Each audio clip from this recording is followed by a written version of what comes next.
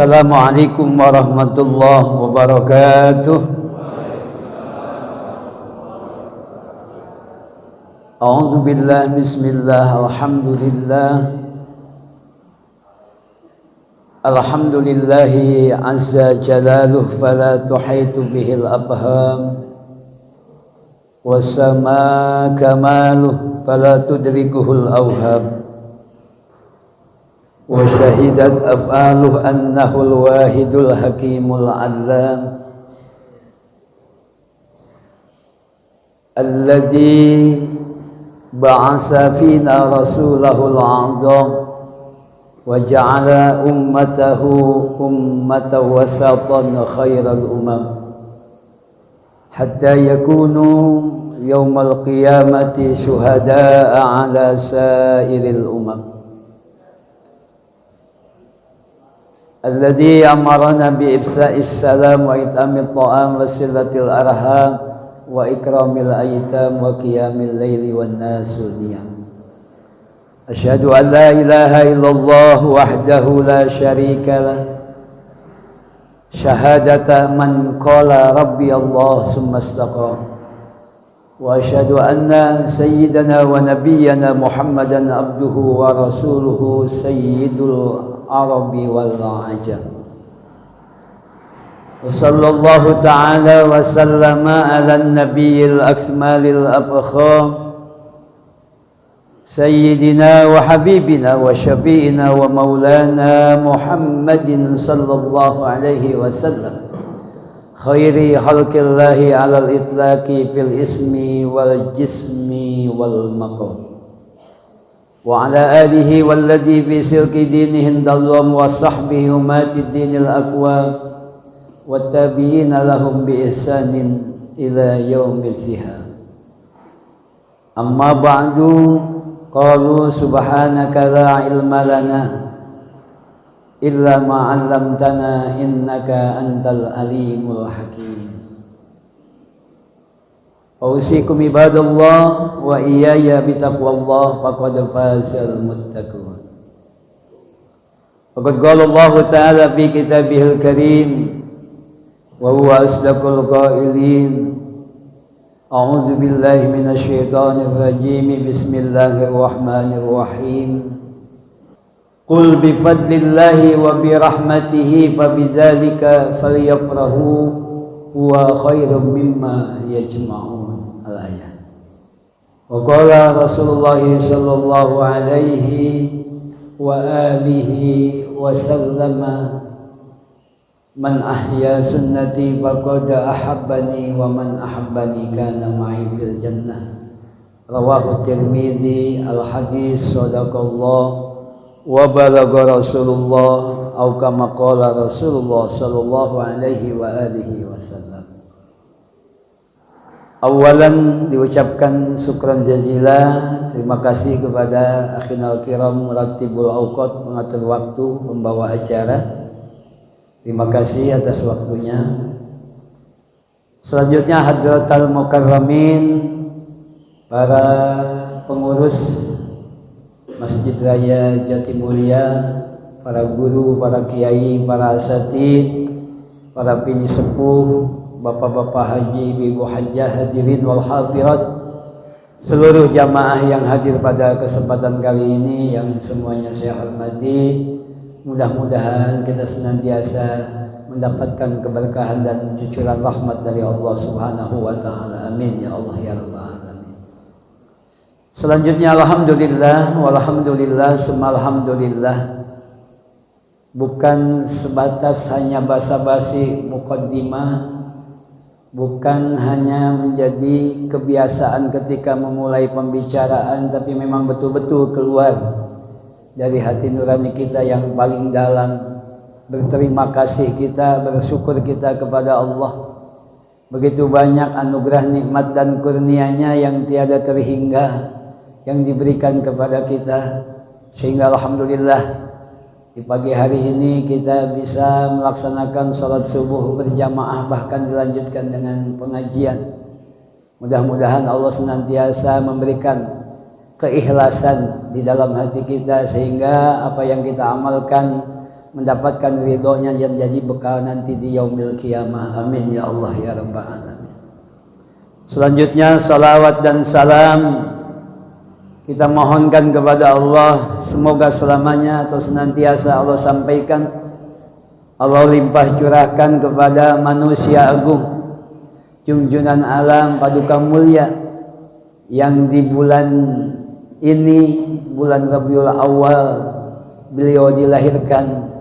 Seseorang yang paling kita rindukan perjumpaannya, yang paling kita harapkan pertolongan atau syafaatnya, tiada lain junjunan alam paduka mulia baginda Nabi besar Muhammad sallallahu alaihi wasallam, serta keluarganya, para sahabatnya dan para tabi'in. Para jamaah sekalian, hari ini Sabtu 23 September ya, bertepatan dengan tanggal 7 Rabiul Awal. Makanya tadi panitia sudah ngumumin di Masjid Raya sudah dapat harinya untuk ngadain peringatan Maulid Nabi ya, bertepatan dengan tanggal merahnya, tanggal 12-nya ya. Dan masuk bulan Maulid, bulan Rabiul Awal. Saya juga pagi hari ini alhamdulillah bisa hadir di depan para jamaah, padahal ya tadi malam habis ceramah daerah Cileunsi Bogor ya, nyampe rumah kurang lebih tengah 2, jam 3 harus siap-siap menuju ke sini gitu ya. Lagi ngantuk-ngantuknya gitu, tapi alhamdulillah saya karena pengen silaturahmi sama jamaah di sini, kalau mau ngikutin nafsu mah tidur aja terus ya. Iya kan, habis maulid amplop udah dapat, udah banyak ya, kita udah tinggal tidur aja sampai pagi kan begitu. Tapi karena saya tidak mau melewatkan kesempatan bersilaturahmi dengan jamaah di sini, maka alhamdulillah dikasih seger sama Allah, nggak ngantuk ya, dikasih seger aja itu, nggak ngantuk. Alhamdulillah, mudah-mudahan silaturahminya kita membuahkan berkah ilmu, berkah rezeki, berkah kehidupan kita semuanya. Amin ya Allah ya rabbal alamin. Para jamaah sekalian yang dimuliakan oleh Allah, memang kita harus bergembira kalau memang sudah memasuki bulan Rabiul Awal itu. Kita harus gembira karena disitulah kita mengingat kembali sejarah bahwa di bulan Rabiul Awal dilahirkannya Nabi kita, baginda Nabi besar Muhammad sallallahu alaihi wasallam. Itu di dalam surat Yunus ya, ayat 58 itu Allah berfirman, a'udzubillahi minasyaitonir rajim, qul bi fadlillahi wa bi rahmatihi fabidzalika falyafrahu wa khairum mimma yajma'un. Qul, katakan olehmu wahai Muhammad, bifadlillahi, dengan fadl Allah.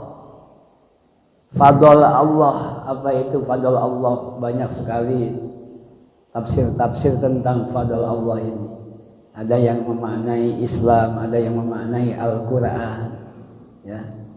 Kalau di dalam tafsir Fakhrul Razi itu ada di situ tafsir fadlillahi itu adalah biwiladatika. Jadi kul bifadlillahi, katakan olehmu wahai Muhammad dengan kelahiranmu, wa birahmatihi, dan dengan rahmat Allah. Kalau rahmat Allah memang lahirnya Kanjeng Nabi, diutusnya Kanjeng Nabi memang rahmat Allah kan, di surat Al-Anbiya ya. Wa ma arsalnaka illa rahmatan lil alamin.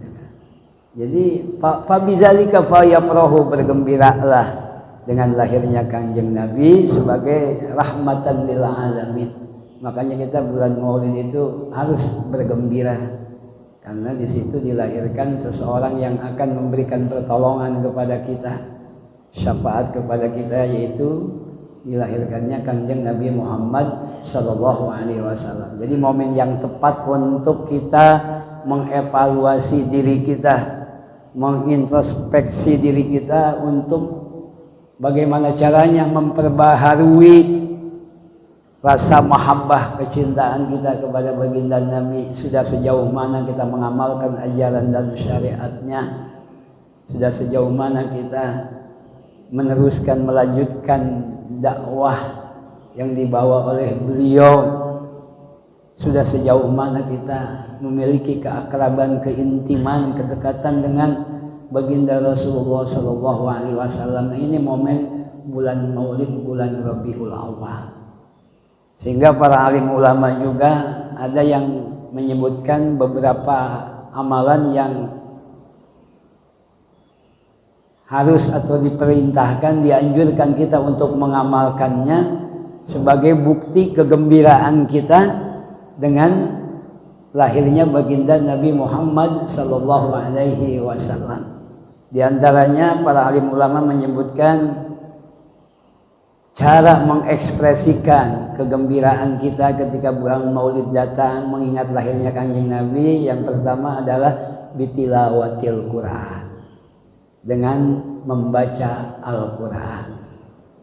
Kok kenapa membaca Al-Quran ini menjadi tanda atau bagian ciri orang yang cinta kepada Nabi, yang bahagia dengan lahirnya Nabi? Karena Al-Quran adalah satu-satunya kitab yang diturunkan kepada baginda Nabi Muhammad Sallallahu Alaihi Wasallam. Maka membaca Al-Quran adalah bagian daripada tanda gembira dengan lahirnya Kanjeng Nabi, sekaligus membaca Al-Quran adalah sebagai satu amalan unggulan, amalan istimewa, amalan yang pahalanya sangat besar, bahkan memiliki keutamaan dibandingkan dengan amalan-amalan yang lainnya. Di dalam kitab Ittihab Sadatil Muttaqin, ya Syarah Ihya Ulumuddin, atau kalau di kitab sekarang itu ada kitab Fawaidul Muhtarah karangan Habib Zain bin Ibrahim As-Sumaid, itu ada riwayat menyebutkan Al-Imam Ahmad bin Hambal, beliau pernah bermimpi sebanyak 99 kali bermimpi. 99 kali bermimpi mimpi bertemu dengan Allah Subhanahu wa taala. Bukan bertemu dengan ulama, bukan bertemu dengan nabi, tapi bertemu dengan Allah. Sampai segitunya itu ditulis di kitab tadi. Makanya saya sebutkan kitabnya, takut ada yang nggak percaya gitu. Sampai Imam Ahmad bin Hambal mengatakan, seandainya ada satu kesempatan lagi, satu kali lagi bisa bermimpi bertemu dengan Allah, akan ada yang aku tanyakan kepada Allah, kata Imam Ahmad bin Hambal. Ternyata kesempatan itu datang. Kesempatan itu datang. Mimpi lagi beliau dan bertemu dengan Allah Subhanahu wa taala. Maka kemudian Imam Ahmad bin Hambal bertanya kepada Allah, memanfaatkan kesempatan yang memang ditunggu-tunggu, mimpi yang ke-100 kalinya bertemu dengan Allah Subhanahu wa taala. Apa yang ditanyakan oleh Imam Ahmad bin Hambal? Ya Rabbana ayu amalin afdalu yataqarrabul abdu ilaika ya Rabbana. Kata Imam Ahmad, ya Allah Tuhan kami, apa gerangan amalan yang paling utama yang akan membuat seseorang lebih cepat mendekat kepadamu ya Rabbana? Kata Imam Ahmad bin Hambal. Nanya langsung kepada Allah.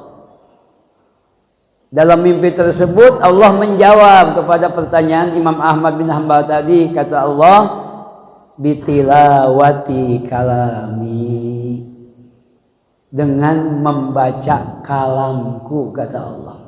Berarti dengan membaca Al-Quran.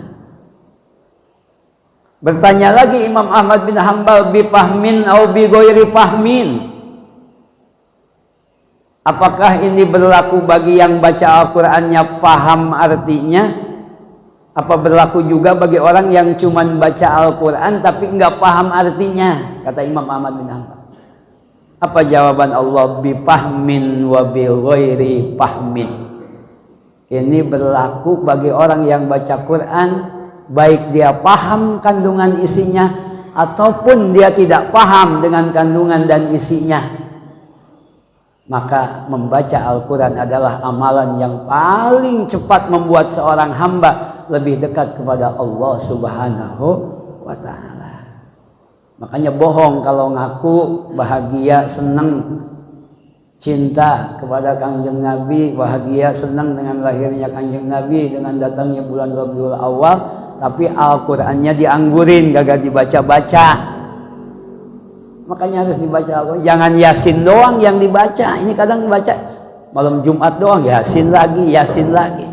Enggak jelek, bagus, tapi kan Al-Qur'an itu 114 surah.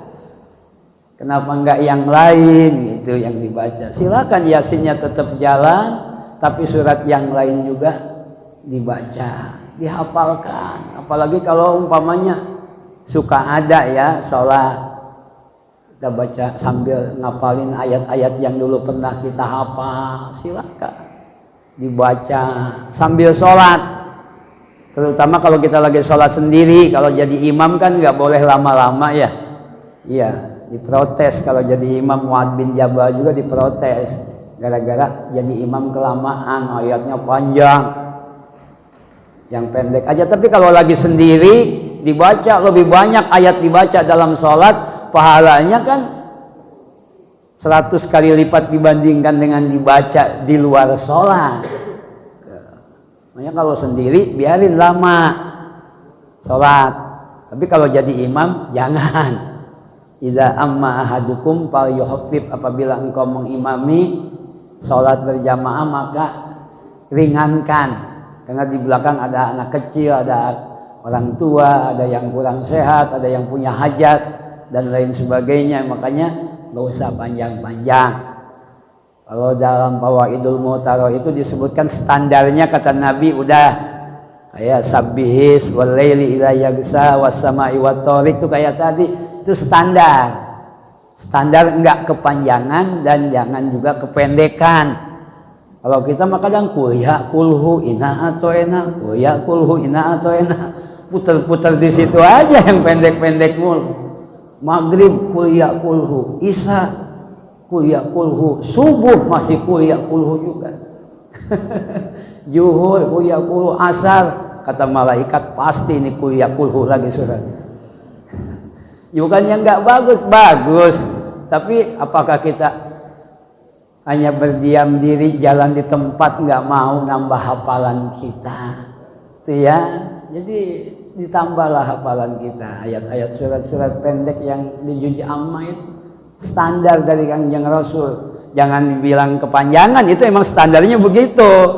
Iya, yang surat-surat kayak tadi wasama'i wat thariq, sabbihis, kadang kita mah imam baca ayat itu aja udah kepanjangan banget ini bacaannya. Enggak juga, itu standarnya ya. Apalagi subuh.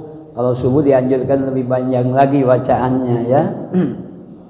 Mungkin jamaah yang sudah pernah ke tanah suci, ibadah haji atau ibadah umroh kan tahu sendiri, luar biasa di sana kalau sholat itu agak lama. Tapi kalau diterapkan di Masjid Raya Jatimulya kayaknya belum pas. Jamaahnya takutnya bukan tambah penuh malah tambah hilang. Kenapa? Kelamaan bacaannya. Para jamaah sekalian. Jadi ekspresi kegembiraan kita dengan lahirnya Kanjeng Nabi, datangnya bulan Rabiul Awal, sekarang udah tanggal 7. Yang pertama adalah dengan membaca Al-Quran. Ayo, jangan sampai anak kita, Pak, nggak bisa baca Quran. Usahakan mereka itu lain cuman bisa baca doang. Usahakan mereka itu bisa paham. Tolonglah anak-anak kita, generasi penerus kita itu, agar mereka itu silakan masukkan ke pesantren-pesantren tahfidz, silakan. Tapi jangan lupa untuk belajar disiplin ilmu yang lain.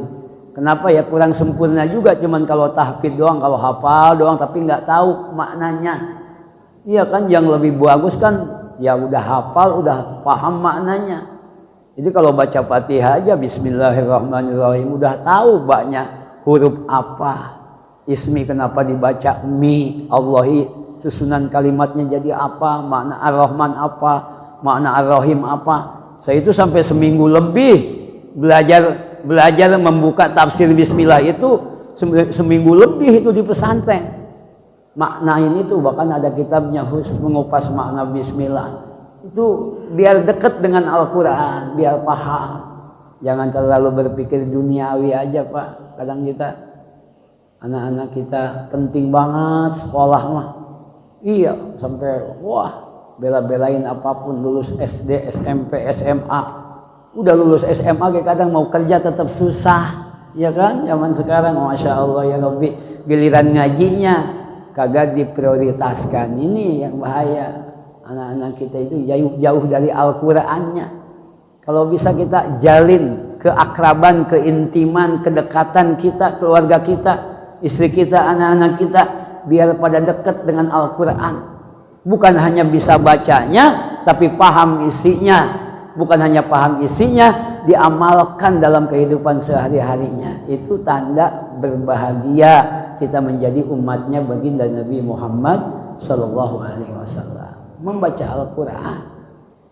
Kemudian yang kedua, bi'it amit to'am, banyak memberi makan kepada orang lain. Tuh nanti kalau tanggal 12 Maulid di sini Maulidan itu makanan banyak. Bukan saat itu aja, kapanpun dimanapun biasakan kita menjadi orang yang suka memberi makan kepada orang lain. Memberi kepada orang tua, kepada mertua, kepada tetangga, kepada saudara. Biasakan diri kita itu menjadi orang yang dermawan, yang pemurah, yang suka memberikan makanan. Iya, itu para penyumbang makanan kalau pas pengajian kayak begini itu pahalanya dia bisa lebih besar daripada yang jadi narasumber itu. Iya, ada makanan, ada segala macam, itu luar biasa. Sampai ada wasiat Nabi kepada Sayyidina Ali bin Abi Thalib mengatakan, man at'ama musliman bitibi nafsin kataballahu lahu alfa alfi hasanatin wa mahalahu alfa alfi sayyiatin wa rafa'alahu alfa darajatin. Wahai Imam Ali, wahai Sayyidina Ali, wahai Ali, kata Rasulullah kepada Sayyidina Ali, barang siapa memberikan makan kepada seorang muslim dengan penuh ketulusan hati, penuh keikhlasan, tidak ada iming-iming pengen apa, semata-mata karena ingin mendapat ridho dari Allah, maka oleh Allah dituliskan pahala 1 juta pahala. Itu makan, ngasih makan. Wa maha anhu alfa api sayiatin, dihapus 1 juta dosa. Wa rafa'alahu alfa darajat, yang diangkat 1000 derajat.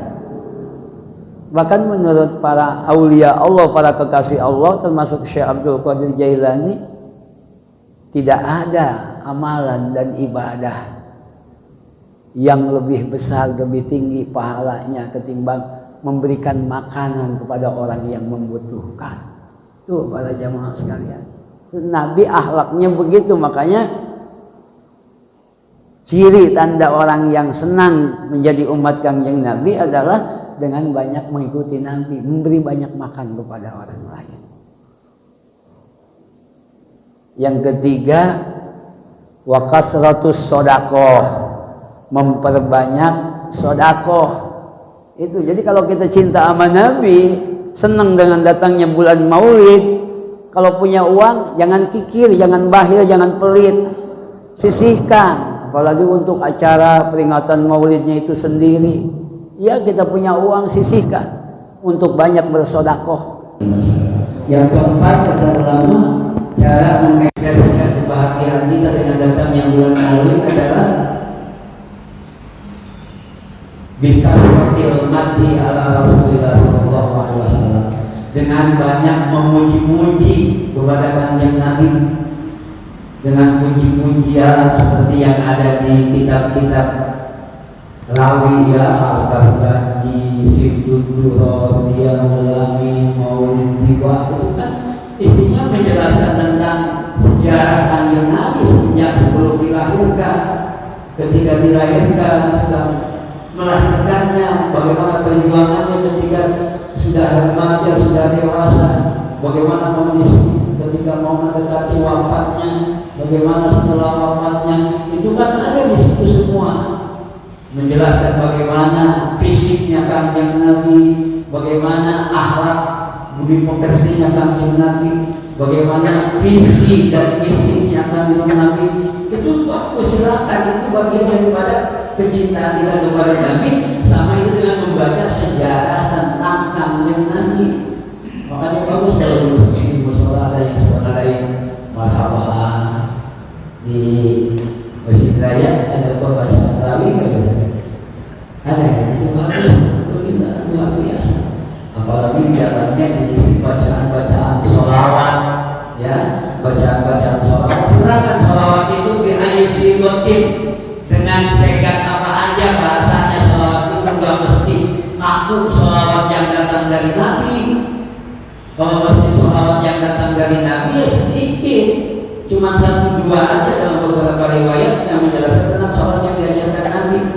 Terutama yang kita baca tuh setelah tahiyat akhir, ya, namanya sholawat Ibrahimiyah. Sepakat ulama sholawat yang paling utama adalah sholawat Ibrahimiyah. Ya kan, Allahumma shalli ala Muhammad wa ala ali Muhammad kama shallaita ala Ibrahim wa ala ali Ibrahim wa barik ala Muhammad wa ala ali Muhammad kama barakta ala Ibrahim wa ala ali Ibrahim. Atau pakai sayyidina juga enggak apa-apa, enggak pakai sayyidina juga sah. Sempurna, tidak berkurang kesempurnaannya kalau nggak pakai sayyidina juga. Pakai sayyidina juga silakan, Pak. Fil alamin innaka Hamidum Majid. Sholawat Ibrahimiyah itu yang paling utama. Kan sekarang kita dengar banyak banget sholawat. Dari ono dapat sholawat ini, dari ini dapat sholawat ini. Oh, sholawat lebih angker, nggak ada yang lebih bagus sholawat ketimbang sholawat Ibrahimiyah. Buktinya dijadikan sholawat rukun sholat kita baca setelah tahiyat akhir, itu doa itu, sholawat yang itu. Ini para jamaah sekalian, itu memuji-puji Rasulullah SAW. Bahkan itu sangat penting, sampai oleh Allah aja ditegaskan di Al-Qurannya, innallaha wa malaikatahu yusholluna 'alan nabi. Jadi Allah yang bersolawat. Ketika Allah menyuruh kita sholat, Allah nggak sholat. Ketika Allah menyuruh kita zakat, Allah nggak zakat. Ketika Allah menyuruh kita puasa, Allah nggak puasa. Ketika Allah menyuruh kita ibadah haji, Allah nggak ibadah haji. Tapi ketika Allah menyuruh kita membaca sholawat, Allah sendiri yang pertama membaca sholawat kepada Kanjeng Nabi. Ini para jamaah sekalian. Makanya memperbaharui kecintaan kita, mahabbah kita kepada Kanjeng Nabi adalah mari dengan banyak memuji beliau dengan bacaan-bacaan sholawat. Apalagi di kehidupan akhir zaman, aqrabut turuq ila salama fi akhir zaman kasratul istighfar wa sholawat. Jalan yang paling tepat amalan di akhir zaman di kehidupan seperti sekarang adalah di samping memperbanyak istighfar adalah memperbanyak bacaan sholawat. Sholawat paling tidak fungsinya ada 4, Bapak. Fungsi sholawat ada 4 tak. Yang pertama tanfa, yang kedua tanfa, yang ketiga tarfa, yang keempat tasfa. Minimal paling tidak ada 4 tuh keutamaan dari sholawat. Pertama tanfa, pakai ain, tanfa. Kedua tadfa, ketiga tarfa, yang keempat tasfa. Itu paling tidak itu fungsi sholawat. Apa artinya tanfa? Tanfamu itu memberikan manfaat luar biasa. Manfaat dari sholawat itu Bapak ya, luar biasa. Banyak seseorang yang kemudian keluar daripada permasalahannya itu dengan membaca sholawat. Sampai-sampai Nabi mengatakan, man shalla alayya sholatan wahidatan sallallahu alaihi wasallam. Barang siapa membaca sholawat kepadaku 1 kali,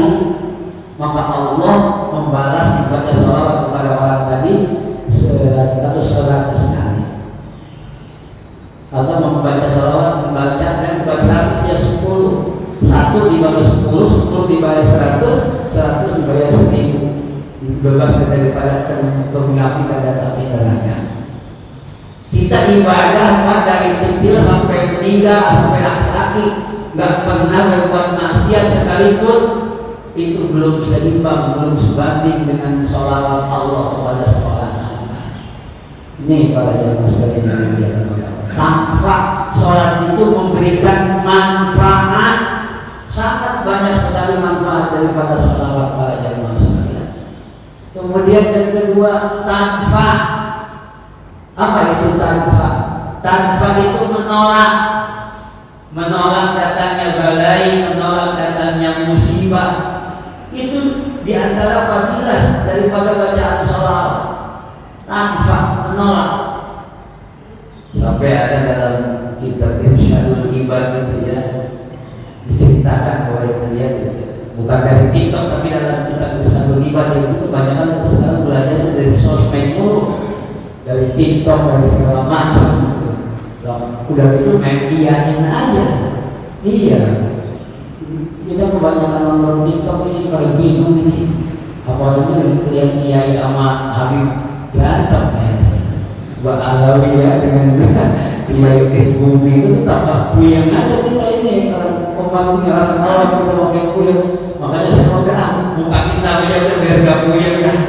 Iya, dalam kitab Irsyadul Ibad itu dijelaskan Imam Sufyan Tsauri satu saat beliau bertawaf di Masjidil Haram. Itu dia mengikuti seseorang yang ketika tawaf di Masjidil Haram bacaannya gak lain, sholawat aja terus. Bahkan bukan ketika tawaf saja, ketika sa'i sholawat, ketika tawaf sholawat, ketika tahalul berjubur sholawat, ngambil mikot sholawat. Sampai ditanya, "Pak, kok Bapak kenapa bacaannya sholawat terus? Bapak kan orang alim, hafalan doa-doanya banyak. Kenapa ini yang dibaca sholawat lagi?" Ditanya orang tadi, dia lagi bertanya, "Siapa engkau?" "Aku maksud di atas." Kata orang tadi, "Seandainya bukan engkau yang bertanya, tidak akan aku jawab. Karena engkau yang bertanya soal ulama besar, maka akan aku jawab. Kenapa aku selalu membaca sholawat dan membaca doa yang lain? Karena ceritanya aku itu datang untuk ibadah haji bukan sendiri, kedua sama bapak aku. Ketika sampai satu daerah, ayahku sakit. Dia tidak apa-apa, ayahku sakit, bahkan sakitnya keras. Bahkan beliau wafat dalam perjalanan menuju ibadah haji ke tanah suci. Saya ikhlas bapak saya meninggal, apalagi mau ibadah haji meninggal. Yang jadi pikiran ke saya, yang membuat kaget saya, bapak saya setelah meninggal wajahnya berubah menjadi hitam pekat. Dalam riwayat bahkan berubah menjadi kepala seekor keledai. Itu yang membuat saya sedih, saya menangis jadi-jadinya. Sampai kecapean saya tertidur di dada jenazah ayahanda saya. Ketika tertidur, dengan izin Allah saya bertemu dengan Rasulullah SAW. Saya merajuk curhat kepada Nabi, "Ya Rasulullah, kenapa yang terjadi dengan ayahanda saya? Saya ridho beliau dicabut nyawanya oleh Allah, tapi saya bingung kenapa ayah saya wajahnya berubah menjadi seekor keledai, menjadi hitam pekat." Apa kata Rasulullah? Wajahnya berubah menjadi hitam, berubah menjadi keledai, itu dikarenakan orang tuamu ketika hidupnya terlibat dengan yang namanya riba, rentenir, riba dan lain sebagainya. Makanya diperlihatkan dosanya oleh Allah, wajahnya hitam pekat bahkan berubah jadi keledai. Lalu bagaimana ya Rasulullah untuk menyelamatkan ayahanda saya dari dosa riba tersebut? Apa kata Rasulullah? Tenang, kamu jangan bingung, kamu jangan panik. Sekarang orang tuamu dosa ribanya, dosa-dosa yang lainnya sudah diampuni oleh Allah Subhanahu wa Ta'ala. Tapi saya Rasulullah punya amalan apa? Ayahanda saya sampai diampuni dosanya. Kemudian Rasulullah menjelaskan, ayahanda kamu betul dia suka terlibat perkara riba, tapi ayahanda kamu itu punya kelemahan kelebihan ketika setiap mau tidur tidak pernah kurang daripada 300 kali membaca sholawat kepadaku. Sholawat ayahandamu dibawa oleh malaikat disampaikan kepadaku, dan aku melihat dosa riba ada pada ayahandamu, maka aku mohon kepada Allah supaya ayahanda kamu dosa ribanya diampuni oleh Allah. Dan alhamdulillah ayah kamu diampuni. Terbangun saya, kata orang tadi, ketika melihat wajah ayahanda saya sudah berubah seperti sedia kala, bahkan bercahaya wajahnya. Maka daripada itu, aku, kata orang tadi, berbicara kepada Imam Sufyan Ats-Tsauri, yang aku baca adalah selalu tidak lain dan tidak bukan adalah membaca sholawat kepada Nabi. Sallallahu alaihi Nabi Muhammad. Yang ketiga, tanpa apa tanpa diangkat derajatnya oleh Allah orang yang lagi membaca sholawat.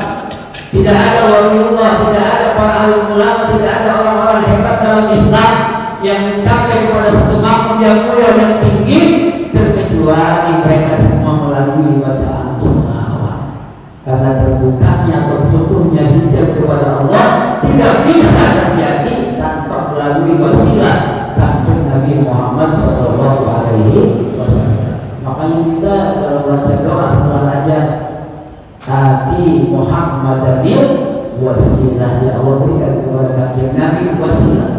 Bahkan kalau sholat kita baca tahiyat, langsung boleh berbicara kepada Nabi dengan mengatakan assalamu alayka ayyuhan nabiyyu wa rahmatullahi wa barakatuh. Keselamatan untukmu wahai Rasulullah. Boleh diperintahkan, bahkan tidak batal sholat kita berbicara kepada Rasulullah. Kalau berbicara dengan yang lain batal sholat kita.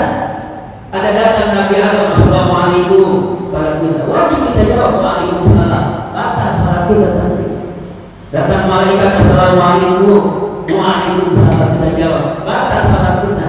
Tapi kalau Nabi Muhammad yang datang membaca salam atau kita menjawab salamnya waalaikumsalam, atau bahkan kita langsung membaca salam walaupun Nabi tidak memberi salam kepada kita baca assalamu alayka ayyuhan nabiyyu kepada engkau, bukan alaika kepada engkau. Ini menunjukkan bahwa kewasilaan baginda Nabi tidak bisa dikalahkan oleh wasilah-wasilah yang lain.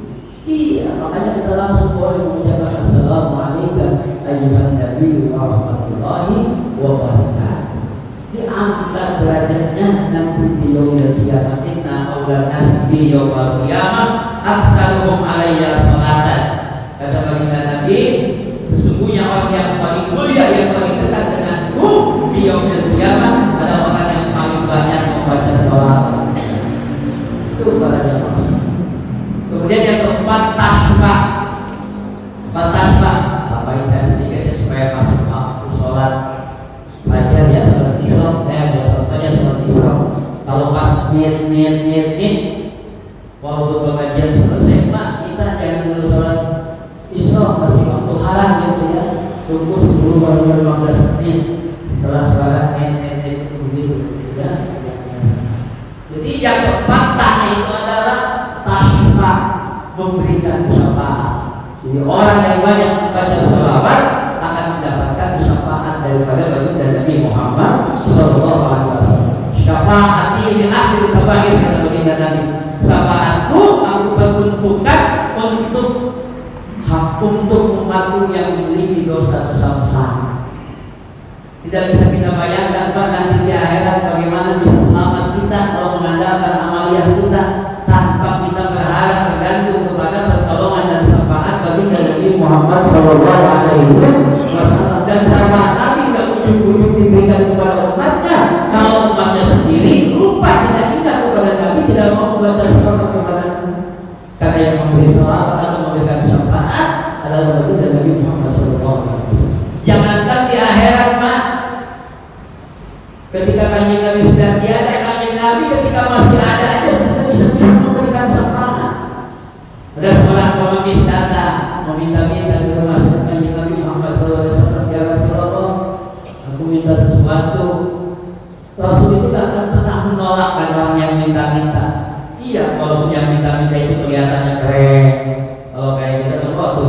mobil Mercy minta-minta kasih. Nah itu gak pernah mau orang yang meminta-minta. Jangan kita berpikir orang ini mau modus kayaknya nih, udah ngasih kabar tiba dia tidak mau dia.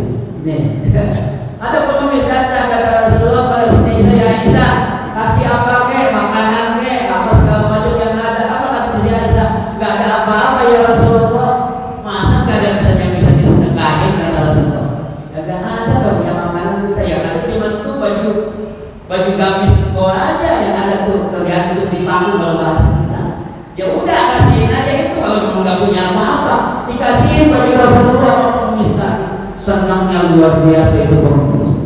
Saking senangnya dia pengemis tadi berangkat ke pasar, dia lelang baju pemberian dari Rasulullah. Siapa yang nawarnya paling tinggi dia kasih.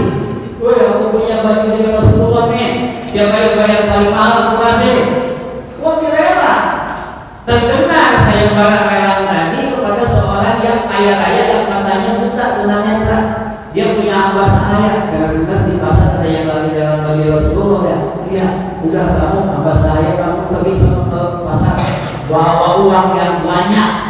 Orang nawar sekian, kamu di atasnya jangan sampai jatuh ke tangan orang lain. Pokoknya kamu harus dapat semahal apapun, bayar oleh kamu. Siap Tuhan. Oh hamba sahaya langsung ke pasar, bawa uang yang banyak, sehingga ketika yang terjadi dia menang.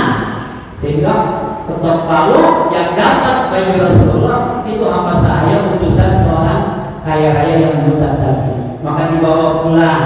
Setelah sampai kepada dunungannya, juragannya kepada tuannya, apa kata pengemis tadi? Udah, kamu sekarang bebas, dimerdekakan tanpa harus menebus, tanpa harus membayar. Itu hamba sahaya kan bisa, kalau nilai rupiah sekarang bisa 50 juta per orang pada yang masuk. Itu dibebasin karena orang kaya yang golongan yang buta ini sudah dapat pakaian Rasulullah yang menang rela. Apa yang terjadi? Kemudian dia bertabaruk dengan baju Rasulullah, dia usapkan baju Rasulullah tadi kepada kedua matanya yang tidak melihat. Dengan izin Allah, dengan syafaat bagi Rasulullah, matanya yang tidak bisa melihat berubah menjadi sumur total, bisa melihat lagi. Alhamdulillah. Kemudian dia berjalan mendatangi rumah Rasulullah. Ya Rasulullah, ini pakaian kamu saya kembalikan. Tadinya saya tidak bisa melihat, sekarang saya bisa melihat lagi. Oleh Rasulullah digantungkan kembali ke tempat semula sambil berkata kepada Siti Aisyah, wahai Aisyah, lihatlah bajuku yang tadi tergantung di sini. Sebentar keluar, orang miskin jadi kaya raya, pengemis jadi kaya raya karena dia melelang baju aku. Orang yang tunanetra bisa melihat wajah, matanya bisa melihat kembali. Hamba sahaya bisa merdeka, tapi pakaian ini tidak kemana-mana, kembali bergantung di tempatnya. Itu di dunia, apalagi nanti di akhirat. Makanya kita di bulan Maulid ini, ayo kita berbahagia kembali kedekatan kita, kecintaan kita kepada Rasulullah SAW. Mungkin kalau maulidan penting, tapi yang paling penting bukan maulidannya, bukan seremonialnya, tapi sejauh mana kita sudah mengamalkan ajaran dan syariat Rasulullah. Sudah sebanyak apa kita melaksanakan membaca sholawat kepada Nabi? Apakah kita sudah bisa seperti para ulama sehari itu puluhan ribu, belasan ribu? Kita berapa kali sehari membaca sholawat kepada Nabi? Ayo kita berbaca membaca sholawat, karena nanti di akhirat kita sangat membutuhkan syafaat dan pertolongan kami Nabi yang insya Allah akan diberikan kepada umatnya yang rajin membaca sholawat. Mudah-mudahan termasuk kita. Amin ya rabbal